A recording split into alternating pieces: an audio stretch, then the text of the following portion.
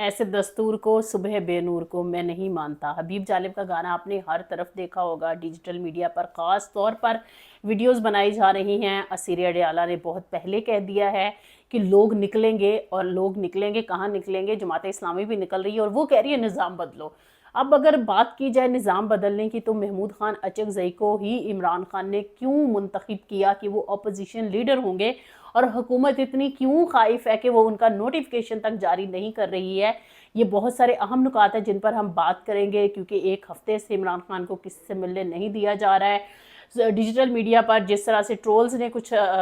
چیزیں پوسٹ کرنے کی کوشش کی ہے کہ عمران خان کو ملٹری کورٹس کے حوالے کیا جا رہا ہے، عمران خان کا ٹرائل ہوگا، اور کیا عمران خان تخت دار کی طرف جا رہا ہے؟ اور اس کے ساتھ ساتھ آپ نے ایک اور اہم ترین خبر دیکھی ہوگی کہ فارمر ڈی جی آئے جو ہیں جناب فیض حمید، ان کے بارے میں ان کو تا حیات قید با مشقت سنا دی گئی ہے، ان کے اثاثے جو ہے وہ منجمد کر دیے گئے ہیں، اور ECL میں ان کی پوری فیملیز کے اور بھائی کے بارے میں بھی ہے کہ ان کو بھی گرفتار کر لیا گیا ہے۔ لیکن وہ کہتے ہیں کہ ہزاروں خواہشیں ایسی کہ ہر خواہش پہ دم نکلے، بہت نکلے میرے ارماں لیکن پھر بھی کم نکلے، کیونکہ یہ ساری جو میں نے آپ کو رودات سنائی ہے یہ کیا جا رہا ہے ایک مخصوص سیاسی جماعت کے ٹرولز کی جانب سے، اور ان کی یہ وش ہے کہ DGI کو سزا ہو جائے، اور اگر DGI کو سزا ہو جاتی ہے تو اس میں بہت سارے لوگوں کی بہت ساری اوپینینز پائی جاتی ہیں۔ بطور جرنلسٹ اگر دیکھا جائے تو کیا فارمر DGI جن کا کورٹ مارشل ہو رہا ہے، کیا وہ اکیلے تنہا یہ سب کچھ کر رہے تھے؟ اس وقت کے جو آرمی چیف تھے جنرل قمر جاوید باجوہ، کیا ان کا اس پالیسی میں کوئی انٹرفیرنس نہیں تھی؟ اور جنرل فیض جو تھے وہ خود بخود ساری چیزیں چلا رہے تھے، اور وہ کس کے کہنے پر چلا رہے تھے؟ کیونکہ کچھ لوگ یہ بھی کہہ رہے ہیں کہ بڑا مائنڈ کیا گیا ہے جو انہوں نے نیٹو کے انخلا کے بعد سے چائے کا کپ لہرایا تھا، تو آپ کو پتا ہے کہ مودی جی کی چائے سے اچھی خاصی چڑ ہے۔ تو کیا ایسا ہے کہ DGI کو جو رکھا گیا ہے، اور یہ کہا جا رہا ہے کہ پولیٹیکل انٹرفیرنس؟ تو جناب باجوہ نے یوم شہداء کے موقع پر جو ایز اے آرمی چیف تقریر کی تھی، ان کی آخری ان تقاریر میں اس تقریر کو بڑا کوٹ کیا جاتا ہے، کیونکہ انہوں نے اپنے اس خطاب میں کہا تھا واضح طور پر کہ جو ملٹری کا ایک رول رہا ہے، اب اس میں بہت ساری چیزیں آ جاتی ہیں۔ یہ بھی سیاستدانوں پر الزام عائد کیا جاتا ہے کہ وہ سیاست اچھی نہیں کرنا جانتے، وہ اچھا پارلیمان نہیں چلاتے ہیں، وہ بری گورننس دیتے ہیں۔ تو یہ وہ ساری چیزیں ہیں جس کی وجہ سے شاید جو اسٹیبلشمنٹ یا مقتدرہ کا رول ہے وہ نظر آتا ہے، اور کوئی بھی دنیا کا ایسا ملک نہیں ہے جہاں پر مقتدرہ کا رول نہ ہو۔ لیکن جب یہ توازن جو ہے الٹ پلٹ ہو جائے یا توازن ایک ہی طرف چلا جائے تو پھر بہت سارے کوشچنز اٹھنے لگ جاتے ہیں، جس طرح سے 27ویں آئینی ترمیم جو ہے اس حوالے سے جمعے کے روز سے ملک گیر ایک تحریک کا اعلان کر دیا گیا ہے، اور بارس میں کوئی ہلچل ہونا شروع ہو گئی ہے۔ محمود خان اچکزئی کو عمران خان نے کیوں چنا؟ کیا ان کو اپنی پارٹی پر جو ہے اعتبار اور اختیار ختم ہو گیا ہے؟ جس طرح سے ہم نے دیکھا ہے کہ ان کے جو اپوزیشن لیڈر تھے قومی اسمبلی میں جو کہ عمر ایوب تھے، اور ان کو کس طرح سے ڈسکوالیفائی کر دیا گیا ہے، ان کے حلقے میں دوبارہ سے الیکشن ہو رہا ہے۔ اس کے ساتھ ساتھ شبلی فراز بھی جو ہے وہ سینٹ سے باہر ہو گئے، اور علامہ راجہ ناصر عباس کو جو ہے وہ اپوزیشن لیڈر سینٹ نومینیٹ کیا ہے، لیکن حکومت ویسے تو چونکہ ظاہر ہے وہ نہیں جیتے تھے لیکن ان کو حکومت بنا کر دی گئی۔ یہ تو ہم سب نے اپنی آنکھوں سے دیکھا، ہم کسی کتاب میں یہ نہیں پڑھ رہے ہیں، یہ ہسٹری بنتے ہوئے ہم دیکھ رہے ہیں، اس کا مشاہدہ کر رہے ہیں۔ تو ہمیں یہ نظر آ رہا ہے کہ جو بہت جمہوری روایات کے اور رواداری کے قائل ہیں اسپیکر ایاز صادق، وہ نوٹیفیکیشن نہیں کر رہے ہیں محمود خان اچکزئی کا۔ اور محمود خان اچکزئی کی جو آئیڈیالوجی ہے، ان کی جو فلسفی ہے، جب ہم ان سے بات کرتے ہیں تو 243 کے تحت جو استثناء دیا گیا ہے وہ تو سیدھا حوالہ دے دیتے ہیں حضرت آدم علیہ السلام کا، کہ انہوں نے جب غلطی کی تو اللہ تعالیٰ نے انہیں نکالا، تو ان کو معافی نہیں ملی، وہ پہلے پیغمبر تھے اور ان کے بعد پوری دنیا کا سلسلہ چلنا تھا، کہ اللہ تعالیٰ ان کو گنجائش نہیں دے سکتے تھے؟ یہاں پر دیکھیے یہ وہ نظام ہے جس کے تحت پاکستان بنتا ہے، کیونکہ کیا نعرہ لگتا ہے پاکستان کا مطلب کیا؟ لا الہ الا اللہ۔ اور جب پاکستان کا مطلب کیا، پڑھا لکھا پاکستان تک جب ہم نے یہ سفر جو طے کیا ہے، جو کہ کرنا انتہائی ضروری تھا، ہمارے کانسٹیٹیوشن میں بھی ہے کہ تعلیم دینی چاہیے،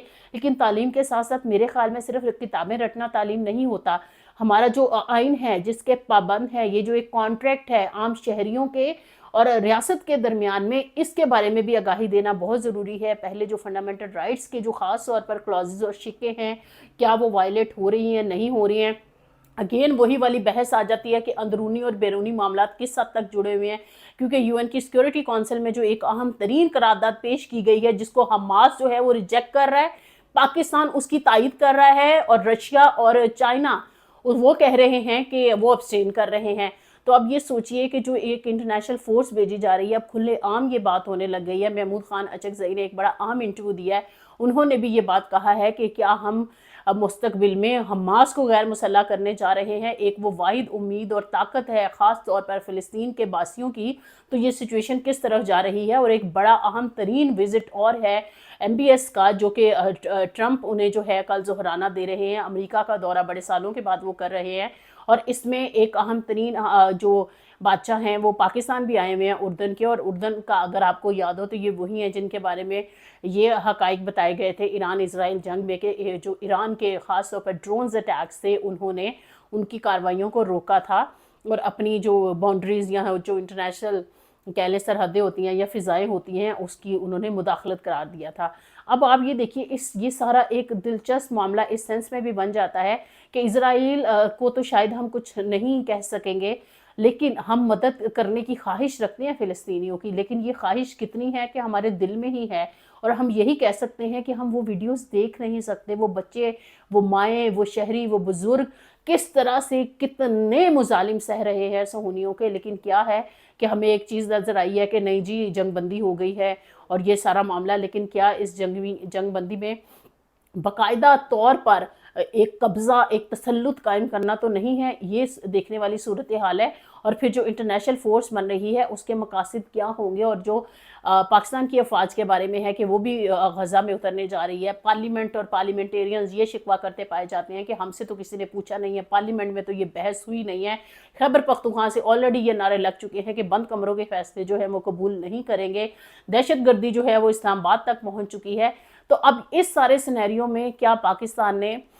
کسی اور کی جنگ، کسی اور کے محاذ پر لڑتے ہوئے اپنے اندرونی معاملات کو کب سیٹل کرنا ہے؟ کیونکہ اب جو چیزیں ہیں زیادہ تناؤ کی طرف جا رہی ہیں۔ اگر عمران خان کو واقعی میں ملٹری کورٹس میں ٹرائل کیا جاتا ہے تو اس کی حیثیت کیا ہوگی، اور پھر اس کے ساتھ ساتھ ابھی ہم دیکھ رہے ہیں کہ جیسے کہ موجودہ اگر ہم صرف صدر کی ہی بات کر لیں یا پھر دیگر عہدیداروں کی بھی بات کر لیں، اگر وہ تاحیات استثناء لیتے ہیں تو کیا جو فارمر DGI ہیں جنرل فیض، ایک سوال اٹھتا ہے کہ کیا وہ جو ہیں وہ اپنی کیپیسٹی میں ذاتی حیثیت میں فیصلے کر رہے تھے، یا وہ بطور DGI فیصلے کر رہے تھے؟ اس وقت کا وزیر اعظم کتنا رسپانسیبل تھا، اس وقت کے آرمی چیف جو ہیں وہ کتنے رسپانسیبل تھے؟ یہ وہ سارے سوال ہیں جو ٹرولز جس طرح سے ٹویٹس اور ڈیجیٹل میڈیا پر ایک سزاؤں کی بات کر رہے ہیں، عمران خان کو بھی ملٹری کورٹس میں ٹرائل کرنے کی بات کر رہے ہیں، تو یہ معاملہ اتنا سادہ نہیں ہے، نہ اتنی آسانی سے یہ اس طرح سے حل ہو پائے گا میرے خیال میں، جب تک عوام کی رائے شامل نہیں ہوگی اور عوام کی رائے والی جو حکومت ہے وہ چیزوں کو نہیں سنبھال پائے گی۔ یہ